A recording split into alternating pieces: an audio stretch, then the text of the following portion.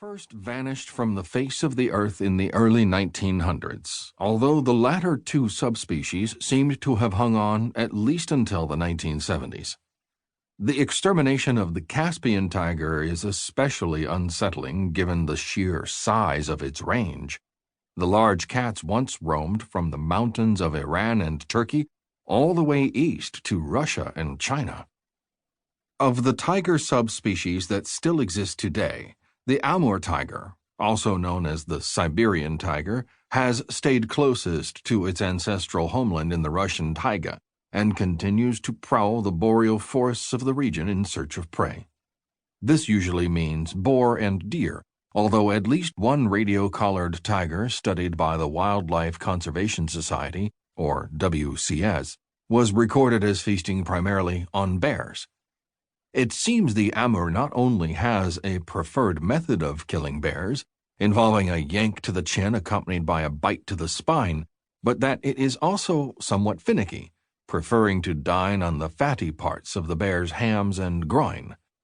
With a thick coat, high fat reserves, and pale coloration, the Amur tiger is well suited to the wintry landscape of the Russian Far East. It is generally considered the largest of all the tiger subspecies, with historical records showing weights of up to 700 pounds, although a modern comparison of dimensions reveals that Bengal tigers in northern India and Nepal today are actually larger on average than their post-Soviet relatives farther east. Research hasn't effectively concluded why Amur tigers are physically smaller today than in centuries past, although the removal from the gene pool of large trophy tigers could well be a factor. The Amur tiger's current wild population numbers only in the hundreds, confined to a few pockets of eastern Russia and the borderlands of China. While the northernmost realms of East Asia are prowled by what little remains of the Amur tiger population, the warmer climes to the south claim their own small subgroups of Panthera tigris in the form of the Indo-Chinese tiger, the Malayan tiger, the Sumatran tiger, and the South China tiger.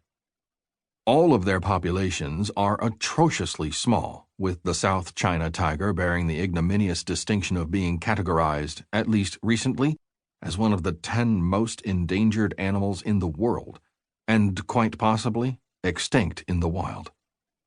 The future of all tigers is precarious at best, but in the case of these lithe jungle dwellers, considerably smaller on average than their brethren to the north, it is even more so. Farther west, however, in the forests of India, Nepal, Bhutan, and Bangladesh, there is another tiger yet, and although endangered, it has miraculously managed to maintain numbers that border on the thousands. It is the tiger of Mughal emperors and Maharajas, of Rudyard Kipling and William Blake, the tiger that Durga, the Hindu mother goddess, rode into battle to vanquish demons, and that the rebellious Tipu Sultan, also known as the Tiger of Mysore, chose as his standard. It is the tiger that yanked British generals from their howdahs atop elephants, that turned entire villages in Bivapur into ghost towns, and that is responsible for the vast majority of the 1 million people believed to have been killed by tigers over the last 4 centuries. It is the tiger of nursery rhymes, the tiger of nightmares, the tiger our imagination conjures when the word itself is spoken. It is identified by scientists, rather prosaically if not redundantly, as Panthera tigris, but it is known to all as the Bengal tiger.